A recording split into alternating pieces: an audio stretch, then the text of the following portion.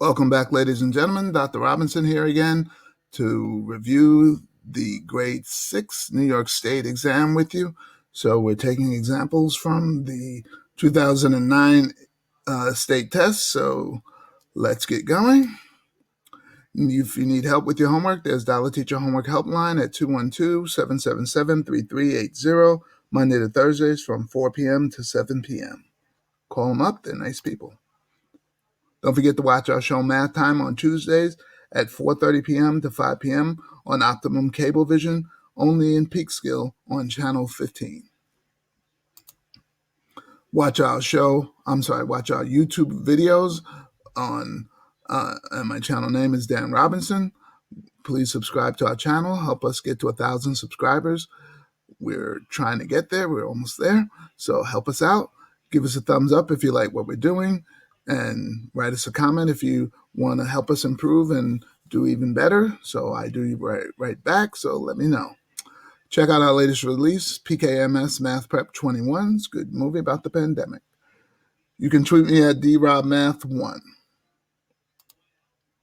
All right, let's go, sixth graders. Here we go. 2021 Session 1 test, Part 1, Day 1 test. You should know that no calculators are allowed on this part, so I do have multiple choice questions for you that you cannot use your calculator. However, I did provide a few examples of the extended response or short response questions as well, so you will be able to use a calculator on that part. So the Day 2, yes. Day 1, no calculator.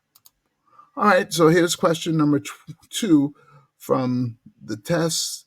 What is the value of the expression 3 to the second times parenthesis 2 to the third plus 4 over or divided by 2 to the second? All right, so we need to find out what that is. So they're giving us a multiple choice, and they expect us to do the work.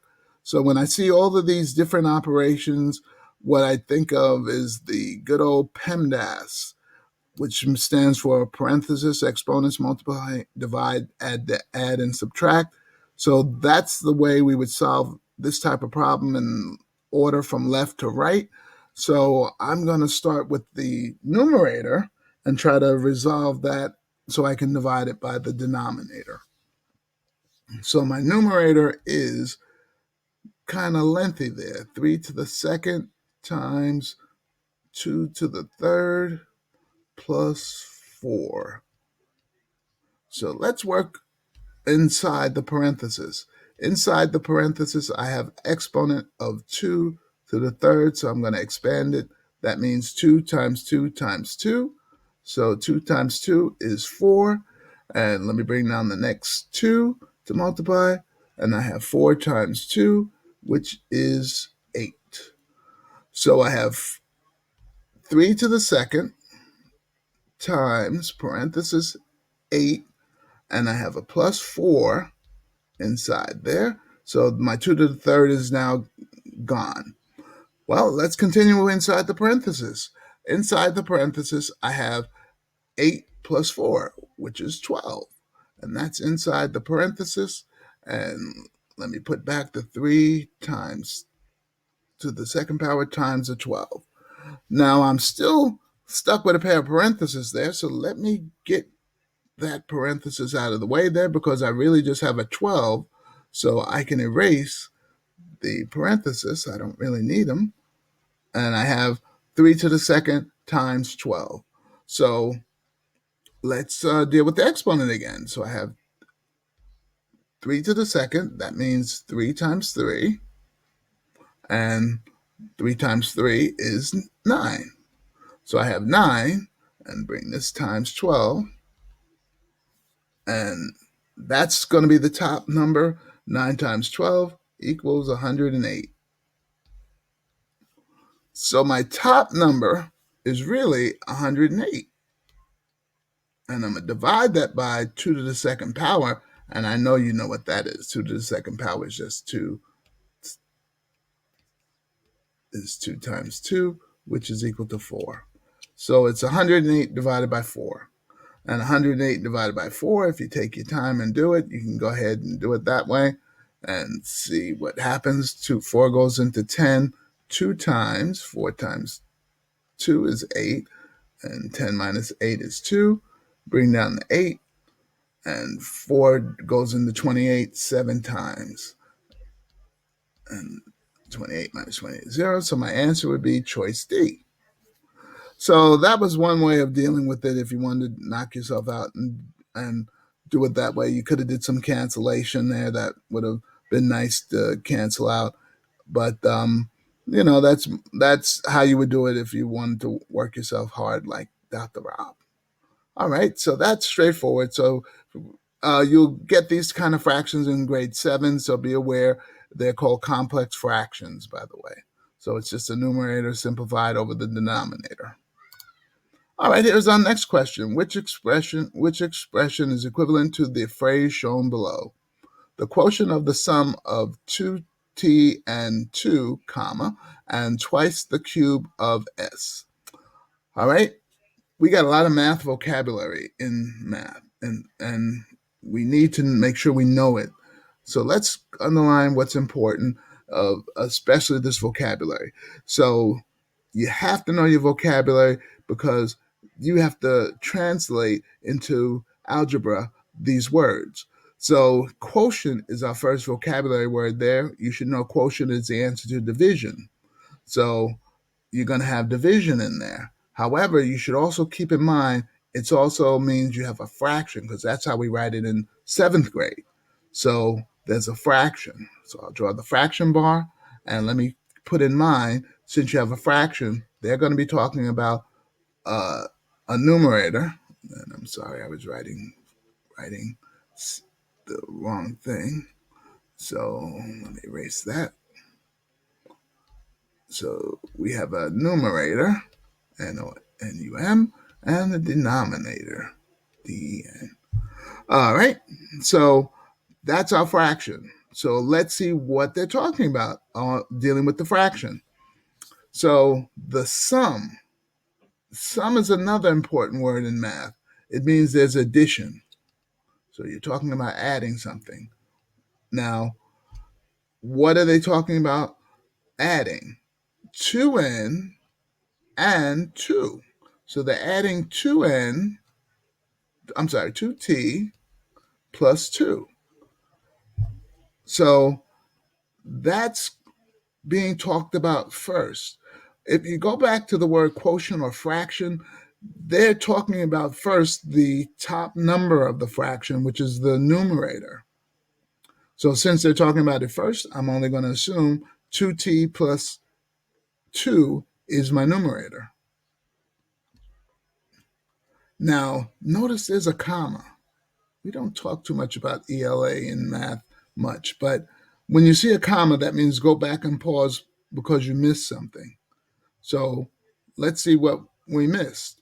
They're talking about the sum of 2t and 2, so we go right back to that. So, and there's a quotient, so there's a fraction.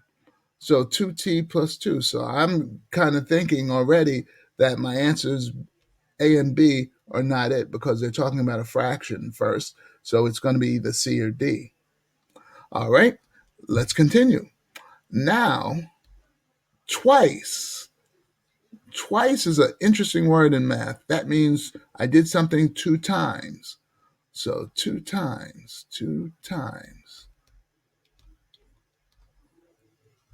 So what's being done 2 times? So now they use another word, the cube. Cube. That means an exponent. That's special. And they talk about this in science, and it's to the 3rd power. So exponent of 3. So they say cube as the exponent of 3. So that's another different a word you should know. You'll see it in science. So what's being put to the exponent of 3? Well, it looks like they're putting s to the exponent of 3. So it'll be s to the 3rd. And don't forget, it's 2 times s to the 3rd. So my denominator, now that they're talking about that, so it's going to be 2 times, and I'll put it right next to the s cubed, and that's going to be it. Now, I wouldn't have went with the C because that's 3 times S squared. So to the second power, that's squared. So that's why C is no good. So it's got to be D. And that's 2 times S cubed. So to the third power. So if you chose D, you were correct. That was a difficult word problem. I'm sure it was very challenging for my 7th graders as well. So if you got that right, you're in good shape. So remember, you got a lot of words you got to know in mathematics, so try to get to learn the definitions. All right, here's an extended response question, number 42. At the end of a baseball game, the players were given a choice of having a bottle of water or a juice box, a box of juice. A all of the players of all the players, 12. So of all the players, 12 chose a bottle of water. So that means the rest of the players chose juice, which was 3/4 of the total number of players. So to see if it was talking about the whole players, they were talking about 4/4, but they're talking about 3/4. So that's good to know. So write and solve an equation to determine P, the total number of players at the baseball game. Okay, so we got a question here. We got to write and solve an equation. So an equation is a problem with an equal sign, and we're determining P, the total number of players at the baseball game. Well, let's get some numbers on the line here. So what do we got? We got 12 chose a bottle of water, which was 3/4 of the total numbers of player. So I'm usually tempted to draw a tape diagram, but I'm going to draw a circle diagram and break this up into a nice circle so you can see your fourths like a pizza. So let's divide this shape into fourths. So let's divide shape into 4 pieces, which is fourths. And now we have our fourths. And let's move that piece out because the 1/4 of the players did not choose juice. They chose, uh, I'm sorry, 1/4 of the players chose juice. So this is my juice, people. All the other people chose water, the 3/4.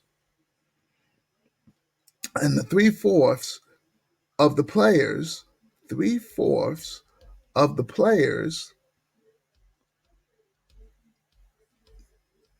got water equal water, which was 12 bottles.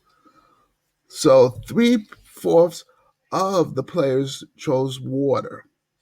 Now, they said, write an equation. So I have an equation by putting the word of in there and showing you how we do it in 7th grade a little bit, a little preview. Of is an interesting word you should get to know. It means multiply. You're going to multiply 3/4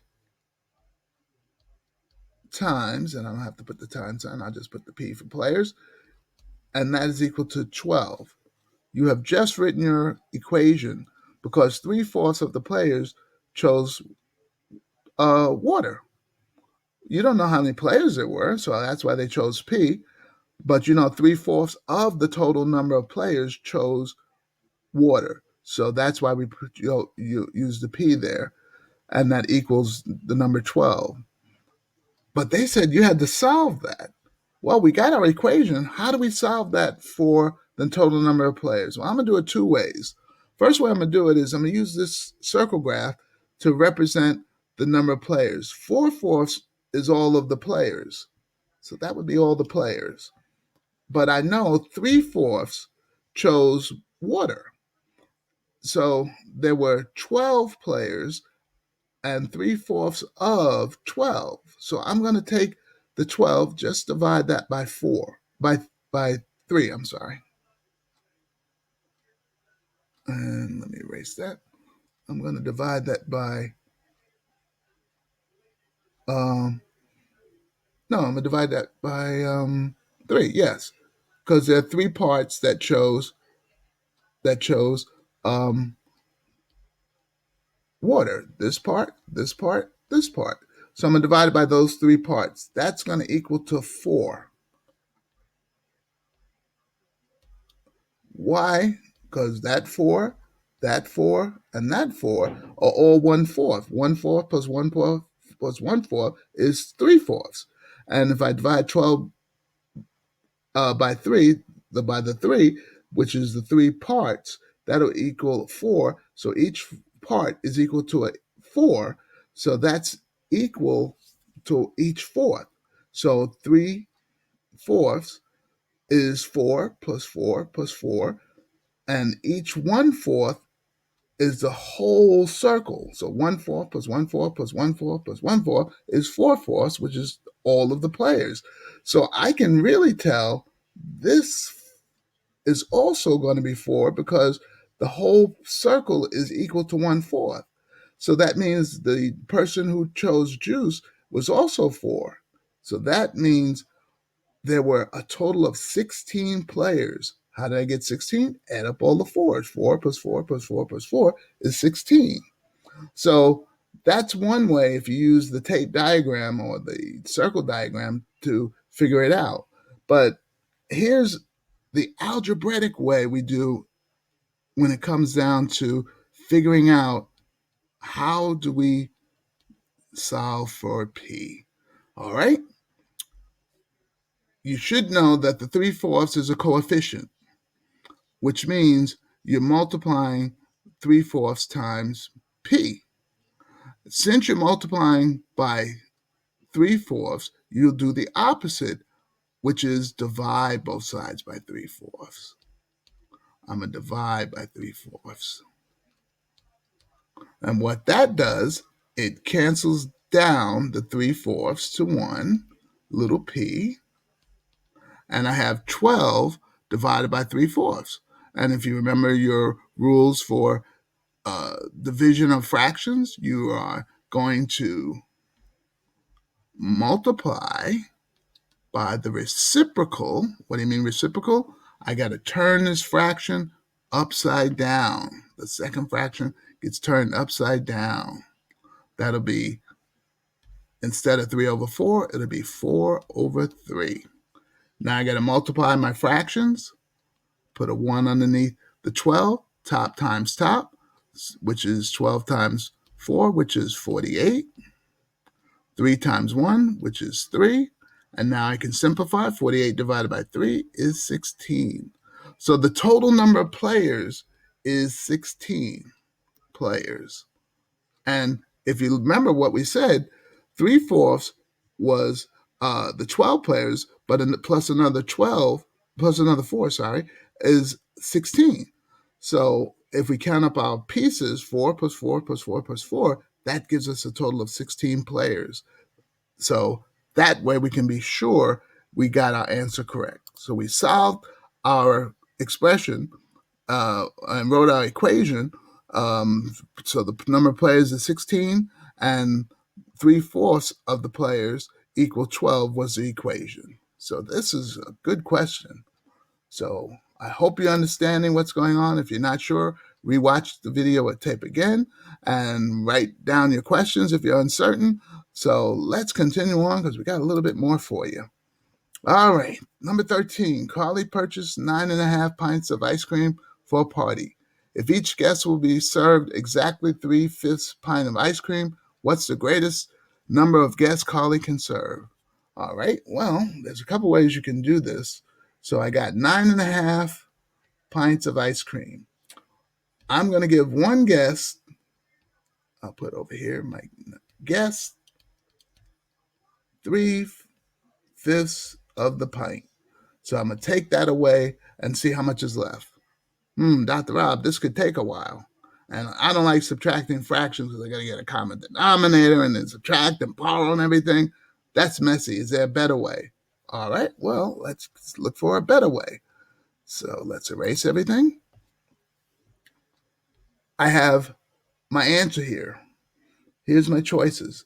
I know each person gets 3/5 of a pint of ice cream. I have 9.5 pints. So if 5 people get ice cream, let me put over here my people. If I have 5 people that get ice cream. If I give 3/5 ice cream to each person, which means I'm going to give 5 times that amount. Let me multiply this by 5 and see what I get. And if I remember how I just multiplied by fractions, top times top, which is 15, bottom times the bottom, which is 5, and that'll give me 3. That means I gave away 3 pints of ice cream. Well, I have 9.5 pints. If I give away 3, that means I have 6.5 pints left. So that means that's not the greatest amount. I can give some more pints of ice cream away.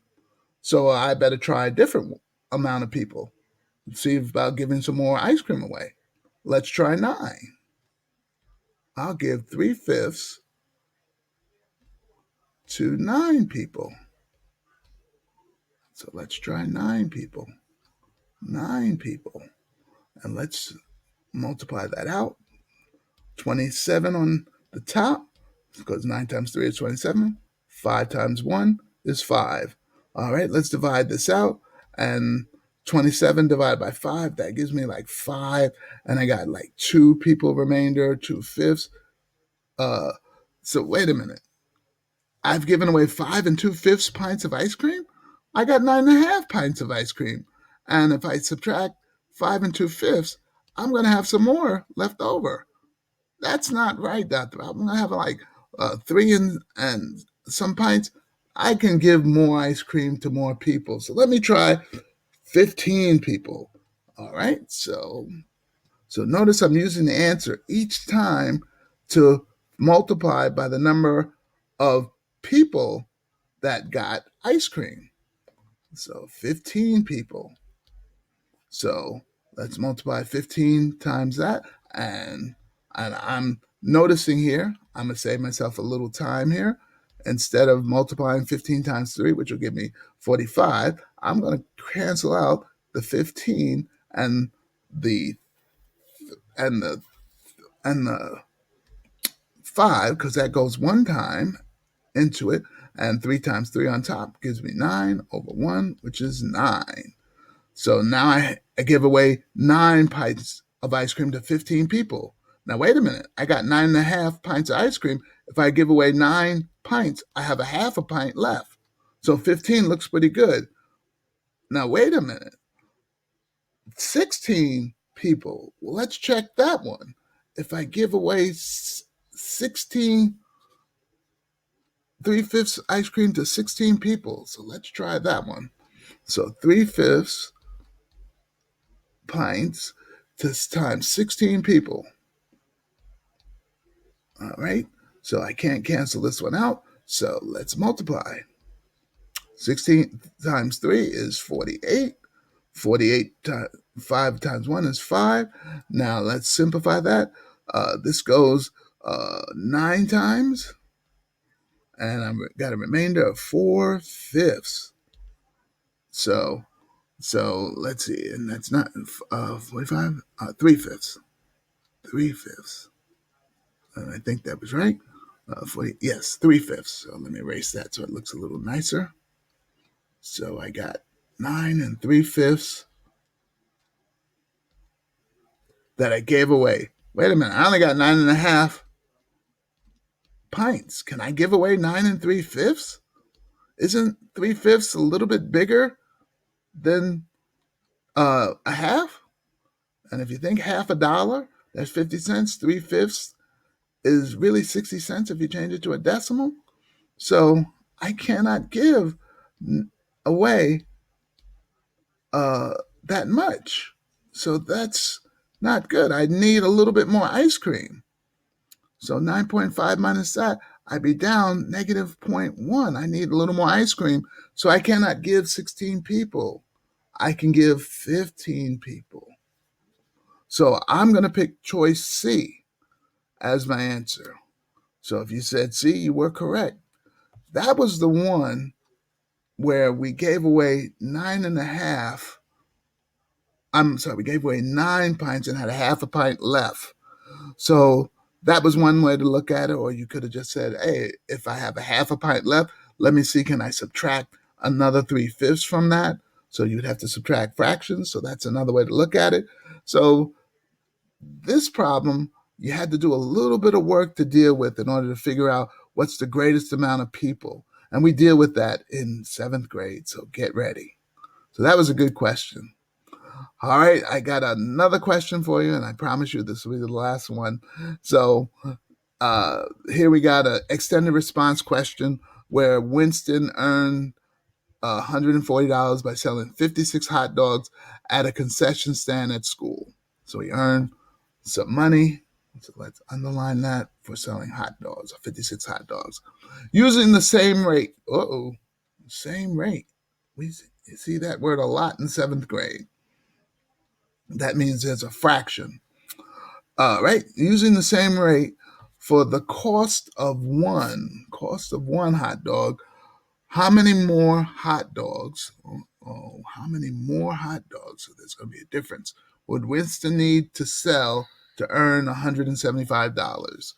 So since I said there's a fraction there of $140 divided by 56, each hot dog would cost really $2.50 for one hot dog. So that's finding the unit rate. So you should be used to that. We call it constant of proportionality in 7th grade, but that's the cost of one hot dog. Well, let's find the difference in what he earned and what he wants to earn. So if we subtract the amounts, $175 and $140, the difference in that amount would be $35 is what he needs to sell. So if we divide that $35 by the cost of one hot dog, we'll find out how many more hot dogs that is needed. So that's the difference in the amount divided by the cost of one hot dog. That'll be 14. So he needs to sell 14 hot dogs. So that's one way you can deal with it. In 7th grade, we deal with it a little bit more differently. We use what's called proportional relationships. What do you mean? Well, we have money and hot dogs that we're talking about. So we're going to deal with it directly. You have $140 that he earned for 56 hot dogs. And $175 is what he wants to earn for how many hot dogs. So we're trying to figure out how many hot dogs does he need to sell for 175 hot dogs. So what we do is we cross multiply 140 times x equals 175 times 56. 175 times 56 is 9,800, and that 140 times x is 140x. We divide both sides by 140. That means he'll need to sell 70 hot dogs. So that's the number of hot dogs he needs to sell to get to 170. Well, if he sold 56 hot dogs already and he needs to sell 70, if we subtract that, he'll need to just only sell 14 hot dogs. That's the difference between the hot dogs. So that's a little bit more direct, the way we would do it, as opposed to the way you guys do it in 6th grade. So I hope you understood that. Both ways are great. I hope you enjoyed the video. We've come down to the end of our review. So I hope you understand what's going on. If you're not sure, rewatch the video and write your questions down. Write me. I'll give you my email address at the end. So if you also need help, there's also Dial a Teacher Homework Helpline at 212-777-3380. You can give them a call Monday to Thursday at 4 p.m. to 7 p.m. They're very nice people. They do help you out. You watch our tutorial videos on YouTube. My channel name is Dan Robinson, PKMS. Subscribe to our channel. We're trying to get to 1,000 subscribers. Watch us and give us a thumbs up if you like what we're doing. Write us a comment, because I do write you back. And check out our latest release, PKMS Math Prep 21. Good movie about the pandemic. Tweet us at DRobMath1. Don't forget to watch our show Math Time on Tuesdays at 4:30 p.m. to 5 p.m. on Optimum Cablevision, only in Peekskill on Channel 15. If you desire to study with me and you would like a worksheet on this topic and more questions like that, write me at drobinson@peekskillschools.org, and I'll send you some more information. Hey, there's a Math Prep 21 commercial, so check it out. PKMS Math Prep 21. So good luck on the state tests. I know you're going to do well because you've been watching my tutorial videos. So keep studying and good luck. I hope you enjoyed this video. And this is Dr. Robinson. giving you a review from the 2019 state exam, grade 6. Have a good day. Bye-bye.